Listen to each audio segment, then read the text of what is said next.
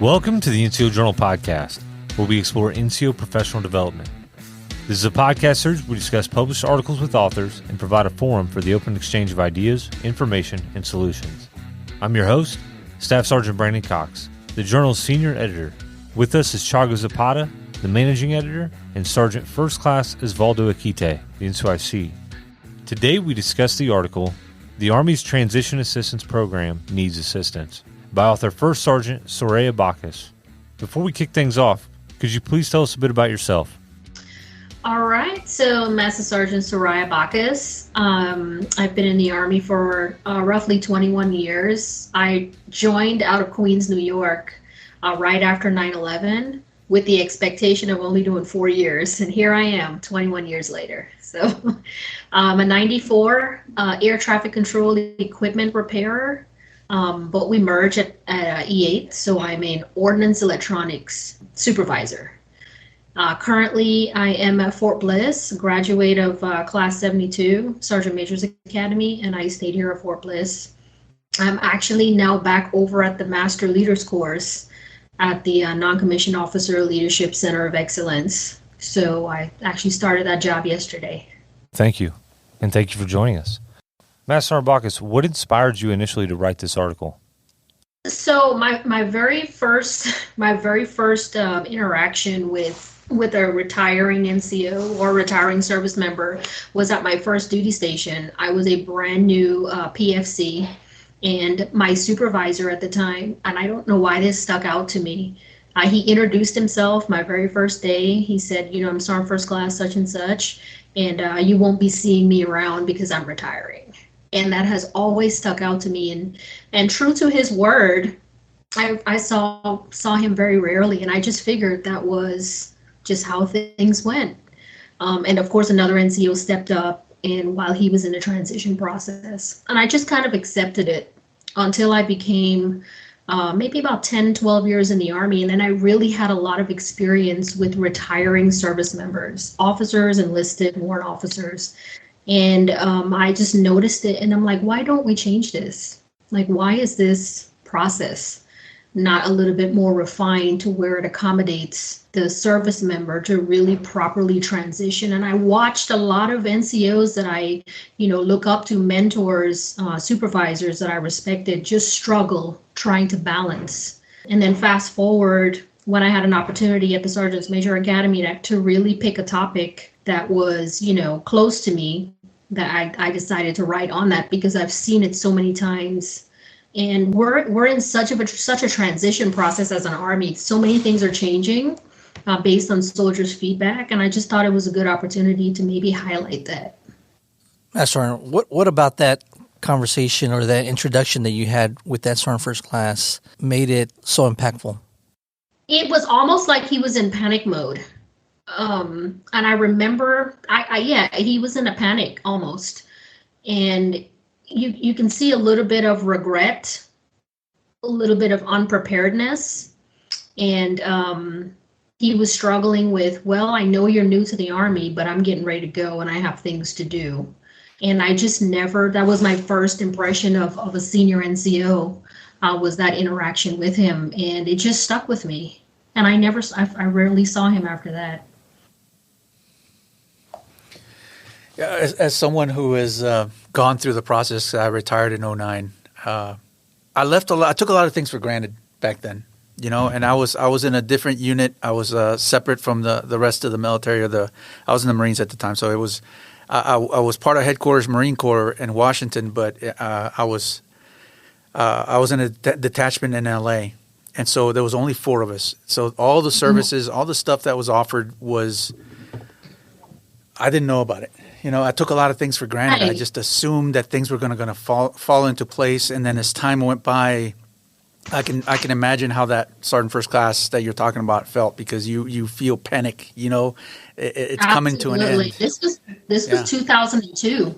So imagine during that time how much more of a panic mode, because we've come a long way with our preparation process for our pending retirees. So I can only imagine, back in 2002, how he felt. Yeah, and as we move into you talking a little bit about TAP, could you explain us the current retirement process that we have in place? So for the current retirement process, as I understand it, and I just recently had a soldier go through, you can start preparing 36 months out, in theory, right? It briefs well. However, for approved retirement orders, locked in, yes, I'm getting out, no less than 12 months or no more than 12 months. So there is a time, 36 months out, that you can actually start exploring those services that are offered through the Transition Assistance Program.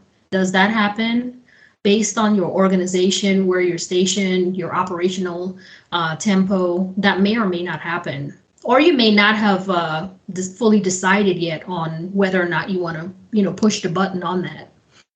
But once you have approved orders, that's when your transition process really kicks into gear with your, medical appointments, getting those scheduled, gathering your medical records, really trying to find out if you are going to seek employment afterwards. Are you prepared for that employment opportunity that you think you want to apply for? Are you, do you have the training? Do you have the education level? So 12 months there's a lot to do in 12 months.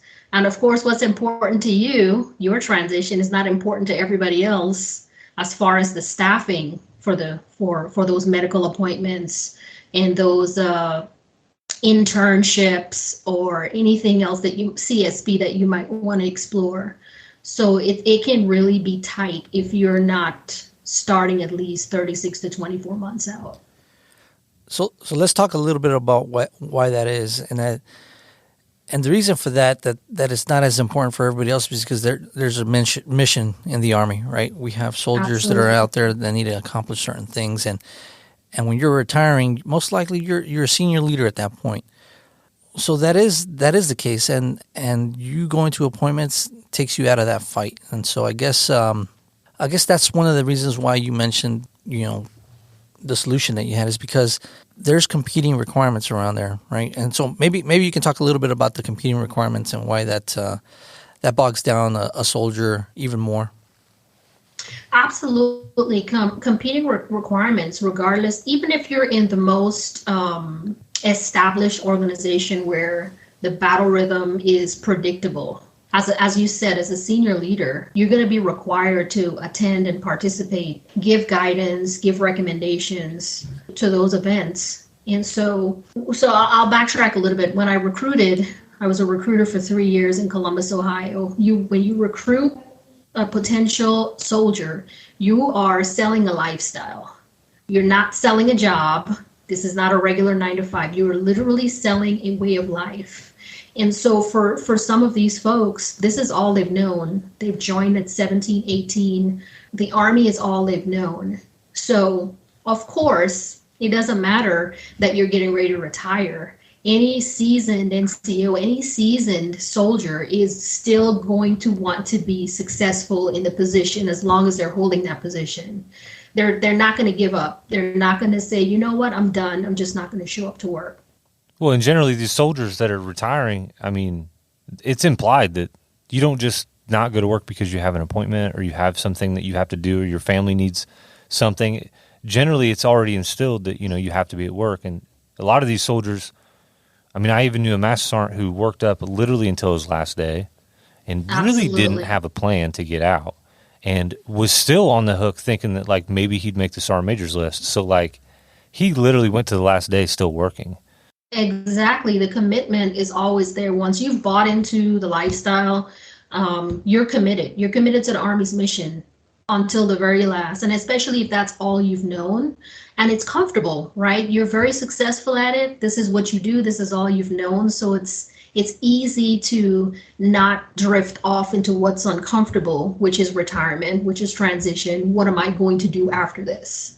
So it's really a struggle. It's a struggle for service members to balance that, to say, okay, and there's no program in place for them to cut it off completely. They can't cut it off completely. They have to continue to work and try to balance that as much as possible on, like you said, until the last day. Now, some units, based on tempo, it's easy for them to say, hey, Master Sergeant such and such, go ahead and take your go ahead and take care of your appointments, go ahead and take care of what you need to do. But when you're in a, BCT environment, high tempo environment, you're going to the field every quarter, ground maintenance, it's hard. You still are committed, and especially you don't want to let your team down. It's all about the team. You still want to pull your weight as much as you can until the very end. And unfortunately, the family suffers, and you suffer after you're out, and you're like, man, what do I do now? Who am I? It's also, who am I? You're still trying to find yourself. You don't even know who you are outside of the uniform until you're outside of the uniform, right? And maybe for some people that's too late, but some can manage. But for the most part, that's too late. I was one of those, by the way. On my last day was on a Friday, and I worked to the very last minute. I felt like I was going to come back on Monday, but when the Monday came around, I was done and I was lost. I felt like I was in mourning.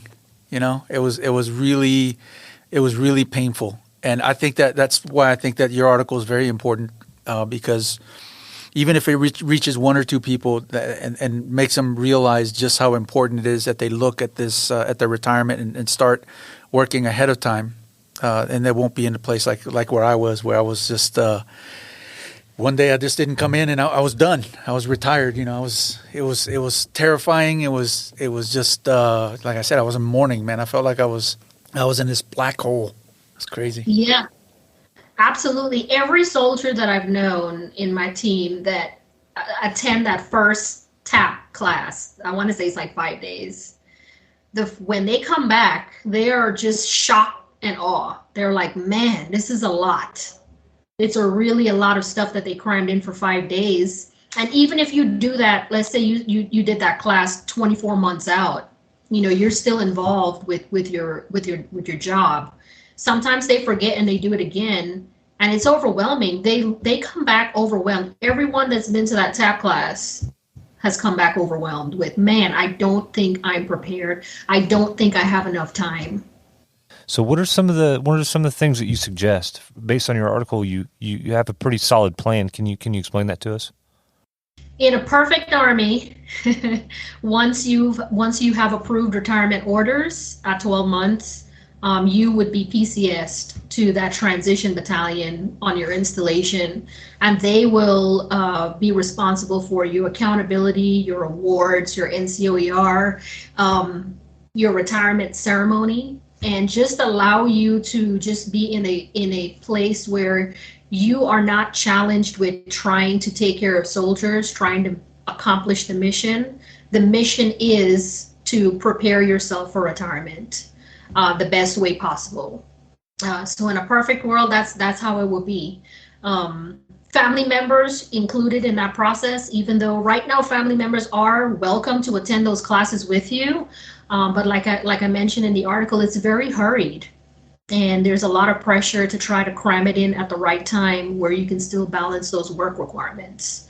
Transition battalion just allows that command and control, that one spot where soldiers are assigned to be able to do that without feeling guilty, honestly, without feeling guilty. And then the leadership there at the transition battalion is also 100% dedicated to the transition process.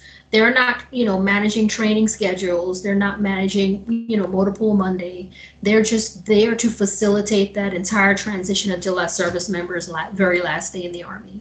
So it's twofold. It's a dedicated process for whoever the chain of command or the staff at the transition battalion. They're dedicated to the service members and their family, as well as the service member has that dedicated time and a plethora of resources to explore without feeling confined or restricted, based on balancing transitioning as well as the daily work requirements.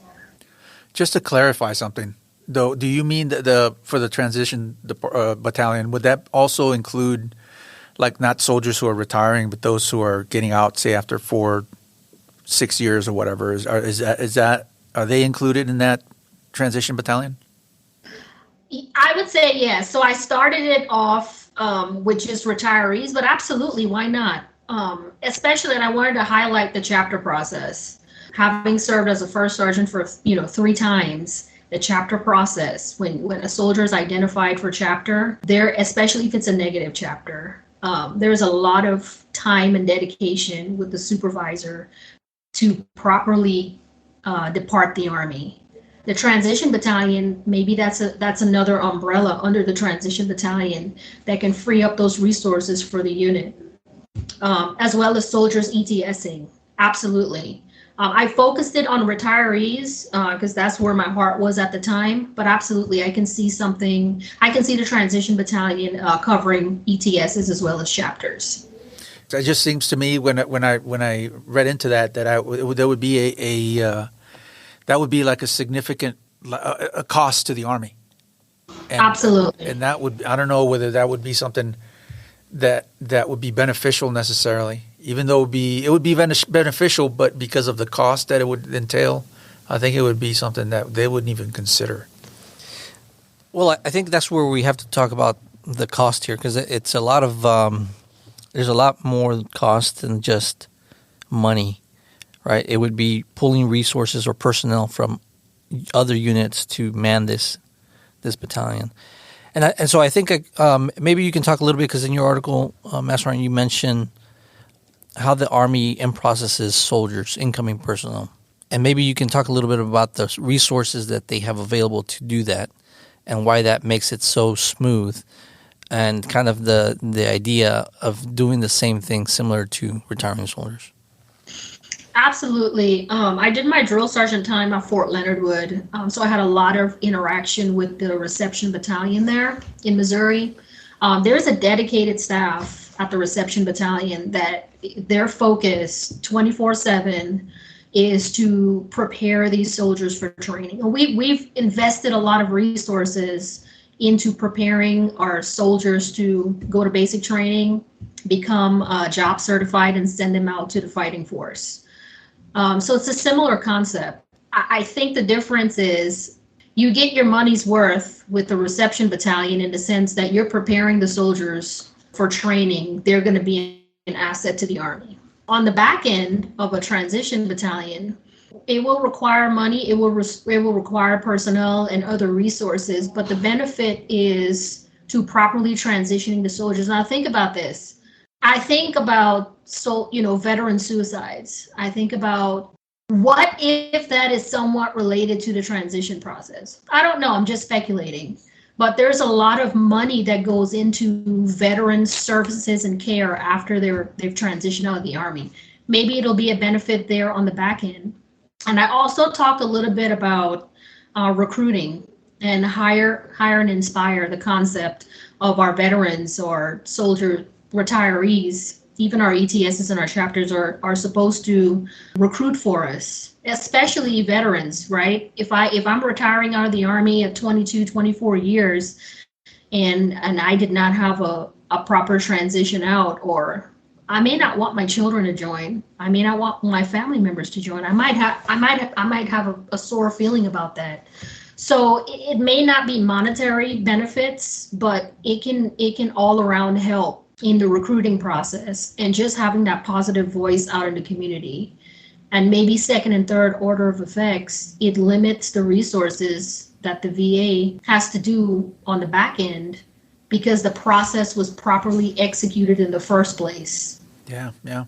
And you know what? It also, if they truly are serious about people first, then this is something that, and the reason also that we bring up, that I bring up, the kind of poke some holes in your arguments, is not necessarily to deride or to say that it's messed up or anything, but just because I think this is something that's very significant, and that if the Army is truly honest and truly wants to do something, truly be people first, then I think that this is something that should be considered seriously. But if you don't poke holes at something, and you assume that everything's golden, then it's not realistic. So I think that we need to be realistic. But I think this would be a great change or improvement to the way the Army does business, with its soldiers, because it's not just about using them up while they're in the service. You have to prepare them for life afterwards as well, and they'll continue to be assets.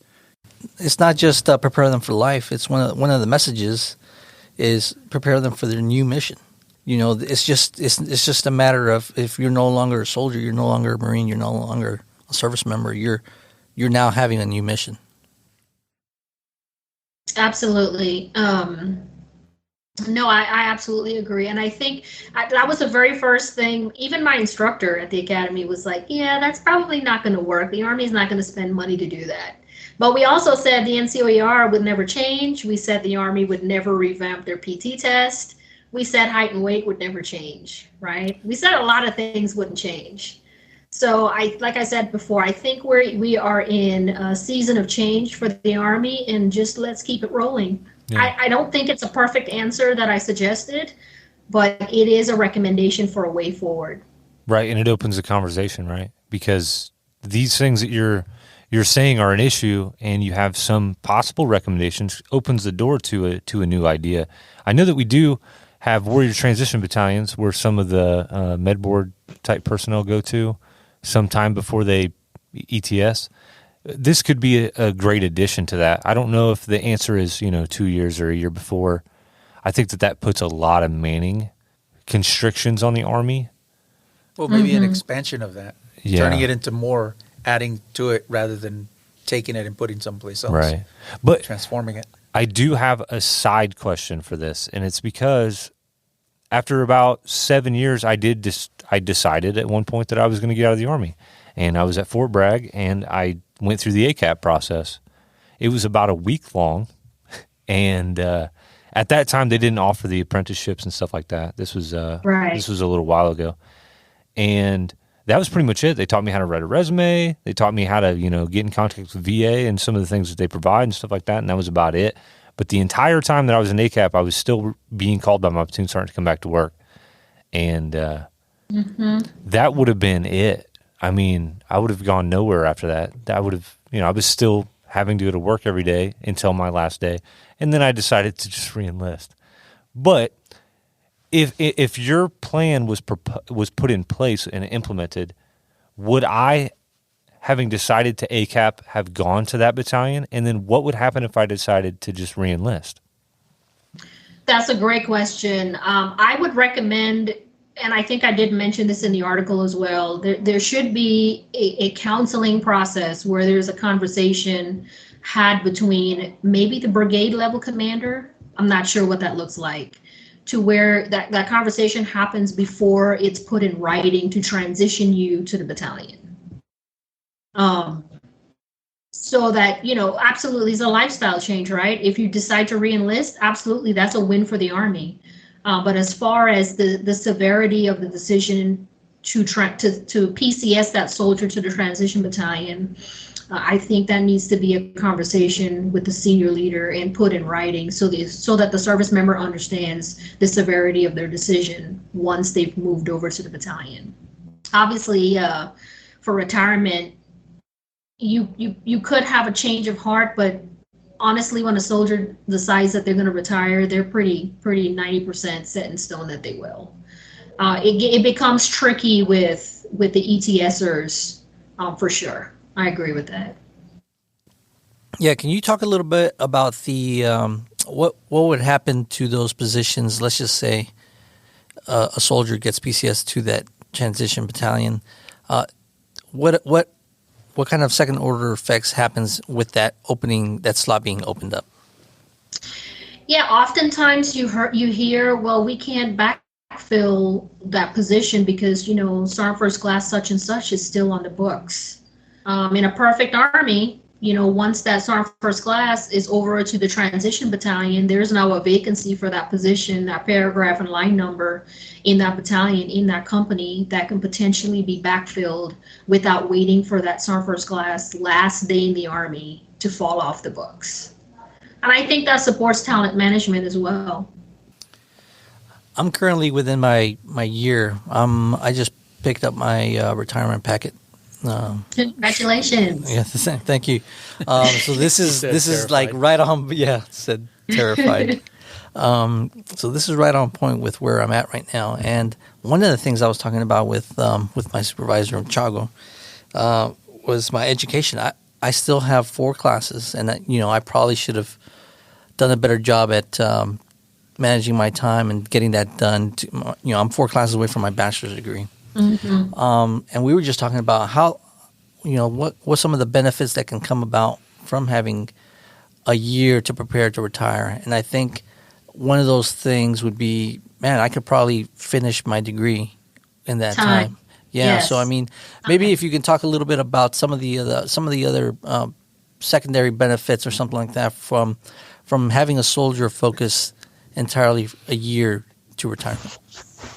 Absolutely, time is a major factor to provide that soldier just time to think, time to brainstorm decisions with the family members, time to take classes, time to reflect. Time is a major factor that you'll provide that soldier. And like I said, if it's done correctly, then once they are out of the Army, there's no going back to, oh man, I'm only at 50%. I didn't mention this, I didn't mention that. And now they have to revisit the process, which can cause a backlog, which I think there is with the VA process, right? But just time, and we can never get that time back while we're in, and we don't think about that, but everyone will transition at some point out of the Army. It's a fact. Whether you're a 4-star or whether you're an E4, you are going to transition. And how are we going to properly do that to take care of the person on the back end? And also think about the benefits to society, unemployment or lack of employment, just being able to be financially prepared to take care of your family and not be in a state of distress of how am I going to do this because my disability is only so much, or I'm not adequately prepared to even apply for this position because I'm still 4 classes short for my degree. So I know there's not a tangible benefit to time until we don't actually realize it until we're in that position where, man, I just wish I had more time. And I think it may sound old-fashioned, but that's the major sell. It's just allowing the time to prepare so that there are no second or third order effects after you're out. Because at the end, the Army still pays for that in some way. With when it comes to time, I knew people, mainly officers actually, who by the time they retired or when they retired, they had a job waiting for them. Mm-hmm. I didn't know a single enlisted person who had a job waiting for them when they retired. Or if they did have a job for them, it was not something that equated to what they were doing in the Army as far as pay. Yeah, absolutely. Yeah. Having the time is vital, and I think that your proposal here is what would give a lot of these soldiers the time that they need to be able to succeed after and continue serving, their country and the Army afterwards as well, without having to worry, like you said, about money. Or about what am I going to do, or I'm just sitting here confused as to what to do with my life now.